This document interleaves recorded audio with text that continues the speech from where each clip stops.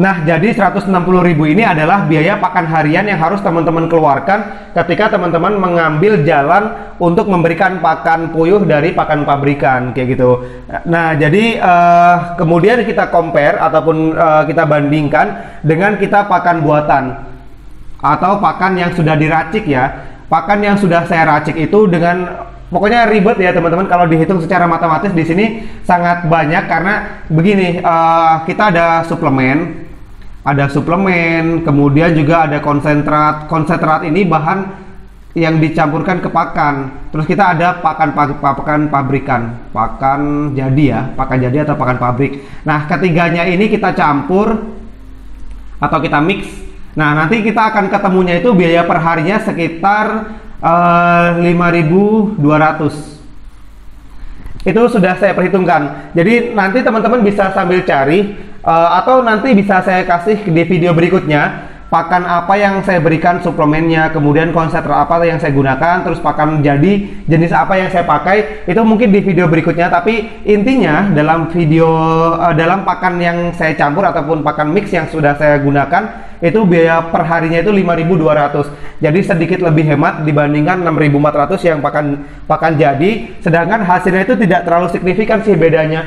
Jadi kita hitung 5.200 dikali 23 kilo. Nah, hasilnya adalah 119.000.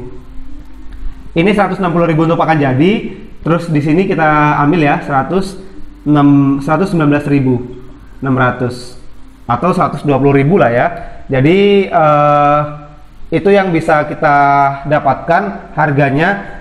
Nah, jadi teman-teman sudah mengetahui sampai sejauh ini 229.000 ini adalah hasil harian dari produksi telur minimal 8,5 kilo per hari. Sedangkan 248.400 itu dari hasil produksi puyuh maksimal harian yang bisa saya terima beberapa bulan terakhir. Jadi kita coba hitung teman-teman. Jadi plus minusnya ya. Jadi ini kan karena memang juga plus minus maksimal dan minimalnya. Ketika 229.000 dikali 30 hari, maka brutonya ataupun pendapatan kotor yang bisa kita raih adalah 6.870.000. Ya. Ini minimalnya. Kemudian maksimalnya ketika harga jualnya mencapai 248.400, kita dikalikan 30 hari, maka hasilnya adalah 7.452.000. Nah, ini adalah asumsi pendapatan kotor per bulan yang kita dapatkan dari budidaya ataupun peternakan puyuh sebanyak 1.000 ekor. Lalu ketika kita coba untuk menghitung, ketika teman-teman memilih pakan jadi yang dengan harga 160.000, maka 160.000 per hari dikali 30 hari, maka ada biaya yang harus teman-teman keluarkan itu. Ini kita tulis ya. Jadi ini pakan pabrik, maka hasilnya adalah 4.800.000. Nah, 4.800.000 ini adalah biaya yang harus teman-teman keluarkan per bulan ketika teman-teman memilih pakan pabrik ataupun pakan jadi. Sedangkan ketika pakan mixernya ya, pakan mix yang sudah saya coba untuk gabungkan dari beberapa sumber pakan yang lain, maka yang didapatkan adalah 119.600 dikali 30 hari. Hasilnya adalah 3.588.000. Nah, ini adalah hasil yang kita dapatkan ya teman-teman. Jadi kita coba hapus terlebih dahulu.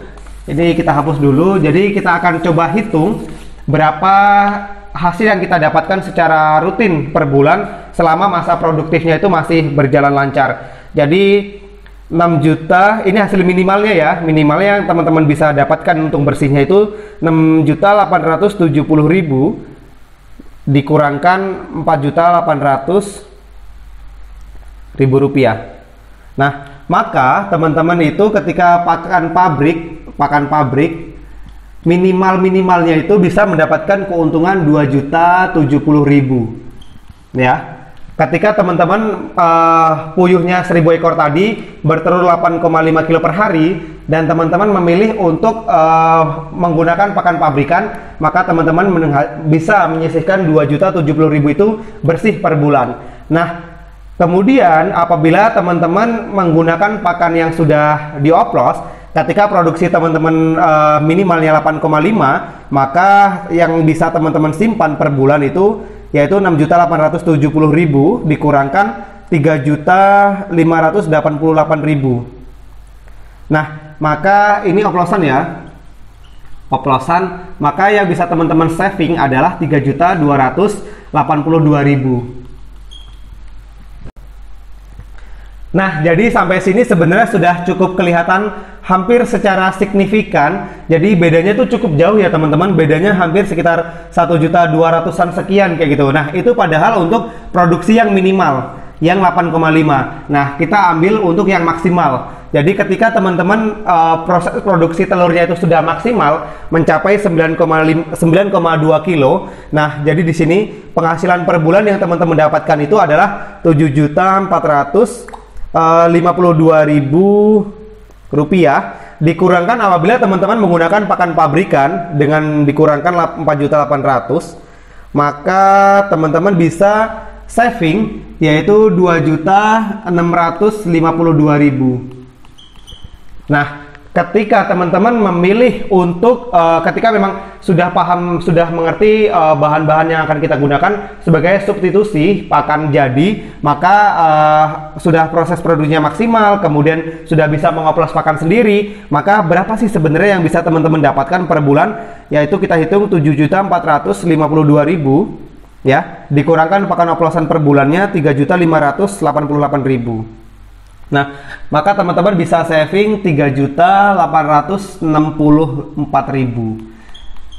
Oke, jadi ini hanya sebagai gambaran saja teman-teman. Ketika sebenarnya memang kalau kita terjun ke dunia bisnis ya teman-teman. Jadi dunia bisnis itu sangat fleksibel sih, sangat apa ya? Menurut kita tuh ilmunya bisa berkembang kapan saja, kemudian pengalamannya juga bisa datang sewaktu-waktu. Jadi ketika memang untuk pemula kadang-kadang kita mikir, wah biar produksinya meningkat, jadi saya gunakan pakan pabrikan lah kayak gitu. Saya juga nggak mau repot orangnya, jadi saya beli pakan yang sudah jadi, tinggal saya kasihkan saja, dibandingkan saya harus mengoplos pakan dari berbagai jenis pakan, kemudian ribet lah intinya kayak gitu. Nah, itu adalah pilihan yang bisa teman-teman ambil. Jadi di sini saya bisa memberikan gambaran ketika teman-teman ingin terjun ke dunia peternakan puyuh, ketika teman-teman memiliki 1000 ekor, produksi minimalnya 8,5, maka ini ketika produksi 8,5 dan teman-teman menggunakan pakan pabrikan, maka inilah yang bisa teman-teman dapatkan per bulannya untuk di saving ya,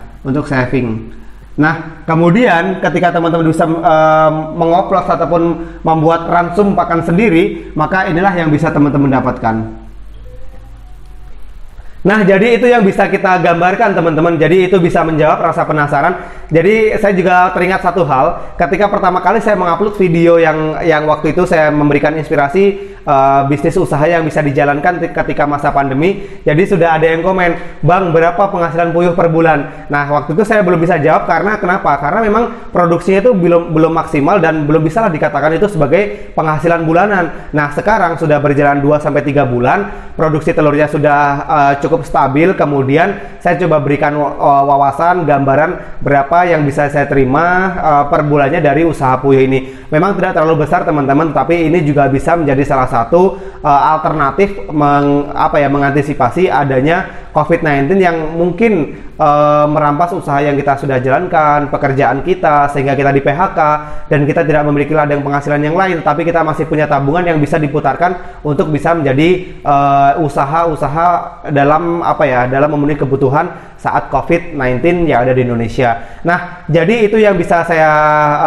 suguhkan atau yang saya berikan teman-teman untuk memotivasi teman-teman hari ini. Jadi apabila terdapat kesalahan kata-kata ataupun juga mungkin yang tidak sesuai, mungkin bisa saja, oh itu terlalu tinggi bang ininya gambarannya. Nah karena di daerah lain juga itu harga puyuhnya per kilo itu juga berbeda, kemudian juga harga pakan di daerah lain itu juga sangat bervariasi. Jadi memang ini tidak mutlak, tetapi ini yang bisa saya dapatkan, dan untuk di wilayah Lampung itu tidak terlalu jauh berbeda antara pakan di daerah satu dengan daerah lain.